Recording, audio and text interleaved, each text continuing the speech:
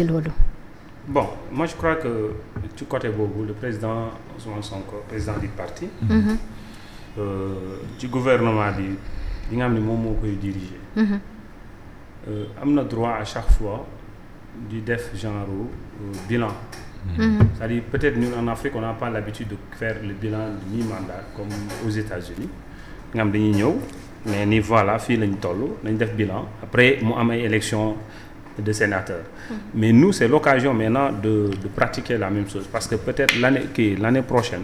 à pareil moment ñu ngi waajal élection législative. Élection locale. Donc c'est une forme aussi de préparer sur ça. Maintenant par rapport à un discours où les gens ñu ngi sentir ni le président day tàggatoo bon man peut-être yéen a ko dégg yéen a seetlu loolu tout ça mais Ousmane Sonko je crois qu'il a l'habitude durant les conseils des ministres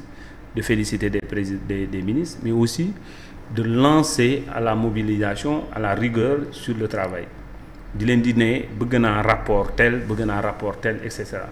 Man dans ça gis naa ni quelqu'un ki nga xam ne mu ngi doon sa wax luy ñëw li nga xam ne par rapport à des travaux yi nga xam ne il faut ñu def ko avant telle date gis naa ko fu mu nee ni je prends ça en ma personne loolu sama mission personnelle la. Ça ne fait même pas un mois bu muy wax ni c'est sa mission personnelle par rapport aux réalisations des pôles. yi nga xam ne moom bëgg na pôles yi avant janvier. pôle sud ak pôle centre. ñu inauguré leen ñu commencé doxal normal liggéey. Donc pour quelqu'un qui a dit que lii sama mission la man jàpp naa ko à cœur war naa ko def et du coup muy tàggatoo pour dem bon peut-être que les gens insinuation mais on attend de voir aujourd'hui ñun ñëpp woo nañu il a appelé tout le monde. Le respect du parti même je sais que tey sama confrère bi bu xamee ni tey am na la bonne information ni Ousmane Sonko lii lay wax. Mais pour le respect du leader du parti qui va se prononcer devant tous les Sénégalais on attend de voir le soir aujourd'hui à partir de 16h quel est ce message qu'il va nous donner et il nous a dit encore qu'il y aura avant pendant et après léegi l'après aussi on attend on va voir mais man gisuma li nga xam ne tey war na wone ni ñun fayuloo bi ngi nit ñi di wax d'une manière imaginaire mën na fi indi problème ci biiru passé ba un certain moment Ousmane Sonko di dem Diomaye di dem c'est-à-dire man li ma mën a wax mooy aujourd'hui le président de la République Bassirou Diomaye Faye est le président élu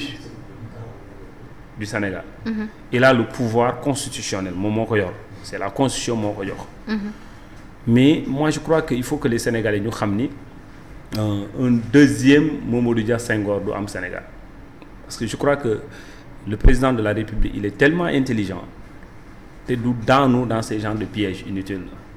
man j'attends juste que mu am genre rupture bu garaaw avec cette coalition fameuse coalition Diomaye président plutôt que Ousmane Sonko ak Diomaye ñu am beneen problème man moom lay gën a xaar fële gars yooyu xam ni nekkuñu Diomaye président ñu tas Diomaye président ñu dem seen yoon plutôt que aujourd'hui Ousmane Sonko am problème ak Diomaye président ki ak le président Bassirou Diomaye Faye pourquoi je le dis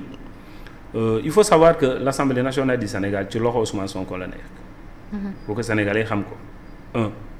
et de deux yow mi yaa ngi wax ces images là des gens qui quittent au fond du Sénégal à l'intérieur du pays ñëw dajee fii Dakar la majorité seen xaalis la ñu jël ñu passe ñëw pourquoi parce que y a une personne bi nga xam ne moom la ñuy aspirer ni moom kooku noonu mooy changer Sénégal on a un président de la République démocratiquement élu même si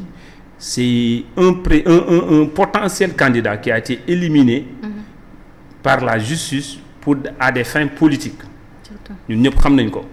aujourd'hui le dossier le programme de révision du procès Mame Mbaye Niang mu ngi nii sur la table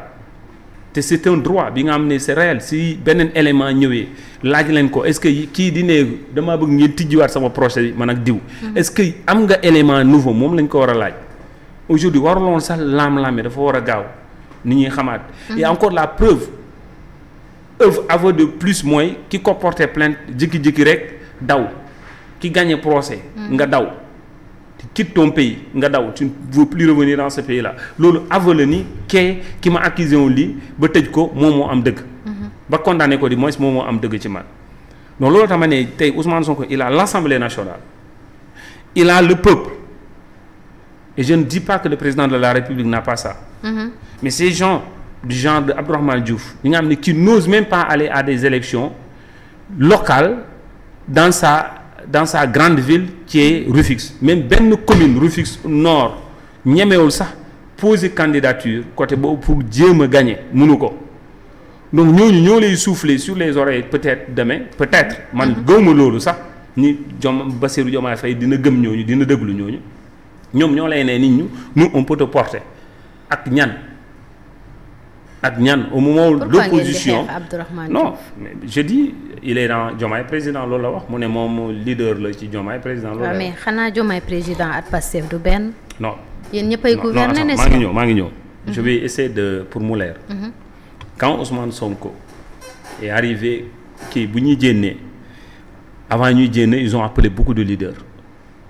ay Mabou Ba ay Serigne Diop et cetera ces gens que les gens dañoo jékki-jékki ñu gis les ministres à partir du Cap Manuel ñoom xam nañu ni ils seront libérés parce que les gens là n'accepteront pas que Diomaye gagne les élections tout en étant président de la kii à la prison parce que campagne commencé woon na fi la ñu fekk caravane bi commencé na di def le tour du Sénégal ça c'était la coalition autour du président Diomaye ñu dem on a commencé et même les autres candidats Habib Sy et l'autre ñoom ils faisaient des antennes au nom de Diomaye est-ce que comprendre nga parce que consigne bi nga xam ne Ousmane Sonko moo ko joxee mu ne léegi comme que candidature yu Diomaye jàll na léegi moom la ñuy topp hier j'ai vu sur un plateau gars yi nee ni non d'ailleurs ça Ousmane Sonko xamul ni ñoom mais Ousmane Sonko tey bu jàppale woon bu fekkoon tey Cheikh Tidiane Dièye la bëggoon comme candidat ou bien Habib Sy les gens oublient ni campagne bi dafa démarrer fekk ñii ñu ngi woon ci biir kaso bi donc dire que non c'est après bi ñu jëndee kaso la Ousmane Sonko nee ni finalement nañu topp Diomaye mais c'est de dire du n'importe quoi les gens oublient que kii dem na plateau comment dirais-je kii dem na plateau Cheikh Tidiane di dem na plateau di wax ay waxu candidature u Diomaye Habib Sy dem na plateau di wax candidature u Diomaye ni Diomaye le Sénégalais war a foofu voter pendant des jours avant ñu libérer leen et dire aujourd'hui si des plateaux ni non ñun bi ñuy nekk autour de Diomaye ñoom sax ñu Ousmane Sonko sax dafa jénn kaso ñoo fekk ni ñun on était déjà organisé autour de Diomaye et c'est des faux il y a des gens ñi nga xam ne qui ont rejoint la coalition Diomaye comme Abdourahmane Diouf fekk ñii bi ñu jénnee kaso la door a rejoindre la coalition Diomaye contrairement je peux te citer par exemple comme Serigne Gueye Diop mooy le ministre du commerce ki nga xam ne moom Sandiara moom depuis la prison lañ ko woo moom il a rejoint la coalition Diomaye avant ñii di jénn kaso par contre Abdourahmane Diouf a rejoint la coalition Diomaye fekk ñii ñu jénn kaso la door a ñoo greffé wu door a bokk caravane campagne ak Ousmane Sonko d'ailleurs sax moom caravane campagne am nekkuloon ak Diomaye boole ci Mimi aussi je le dis maintenant ñoom ils étaient dans le combat pour qu'on repousse les élections bi nga xam ne Macky Sall moom la bëggoon pour ñu repousser élections yi ñoom ils étaient dans ça pour élection bañ a am qu'on reprend à zéro mais bi ñu demee ba xam ne Ousmane Sonko nee ni non on doit aller aux élections nous on a un candidat on va aller aux élections ñoom ci la ñu ne là maintenant côté bi on va gagner ñii ils vont gagner quel que soit Alpha ils vont gagner ils ont rejoint la coalition. ñu langaamu ci aujourd'hui ñoom ñoo nee ni ñoom ñoo moom coalition bi man gisuma benn problème et puis les Sénégalais risquent d'être surpris aujourd'hui je le dis man bokk naa ci les patriotes ñu naan ni les Sénégalais aujourd'hui à partir de 16h risquent d'être surpris nañu dégg ou bien nañu gis li nga xam ne ils seront même surpris et ça je le dis et je l'insiste ici tàggatoo bi ñu leen di wax ni Ousmane est en train de donner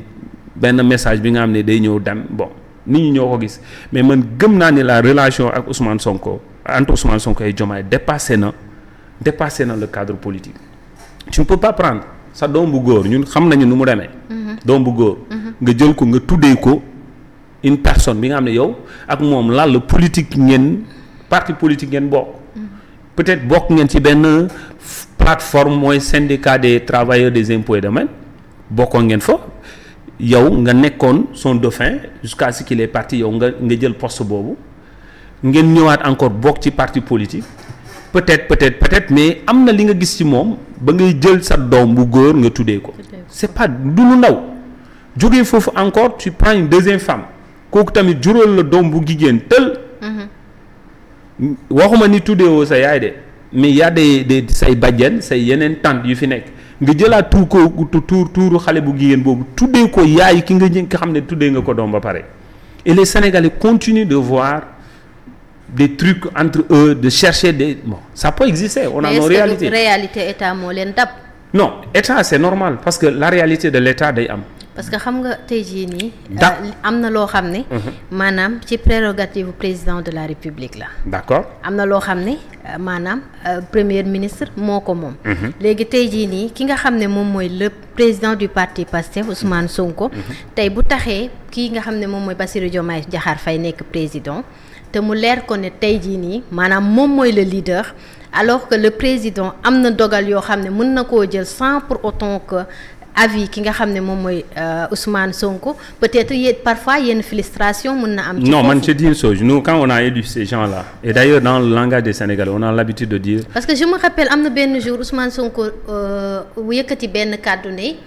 am na luy xew ci biir gouvernement bi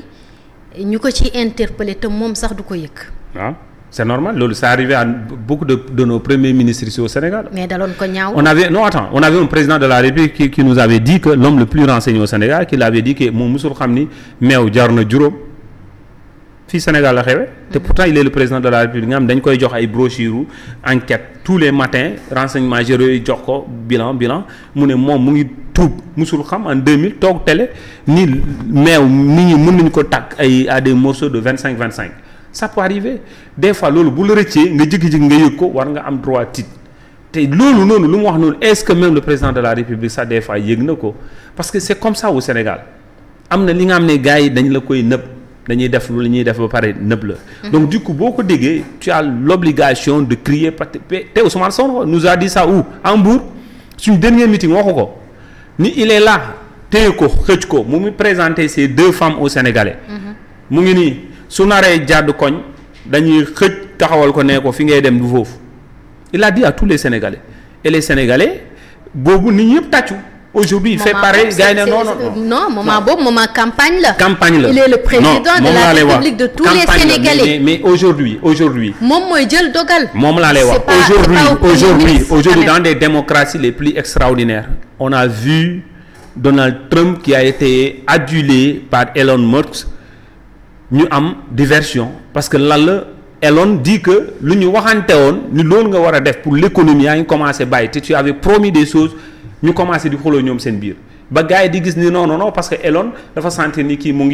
ngi laalee intérêt alors que c'est pas ça c'est exactement la même chose am na lu ñu waxante woon avec la population bu ñu eggee foofu boo defulee loolu noo war a dire arrête stop arrête allons-y dans ça man gisuma li nga xam ne problème la te encore je le dis jusqu'à preuve du contraire Ousmane bu muy wax y avait des ministres bien ciblés yi nga xam ne gis na ci ñoom ay comportements yi nga xam ne c'est pas ce qu'on a dit à la population il faut arrêter et ba ci ñun sax ñi nga xam ne ñun ay militants simples la ñu mais il y a des choses yi nga xam ne ci biir panel yi nga xam ne les gens ils sont pas d'accord sur des choses et ils ont le droit de manifester leur mécontentement par rapport à ça et sur les réseaux sociaux yaa ngi koy gis maintenant bu ñu demee ba gis ni affaire yi mu ngi commencé déborder war nañu taxaw ne attention nañu taxaw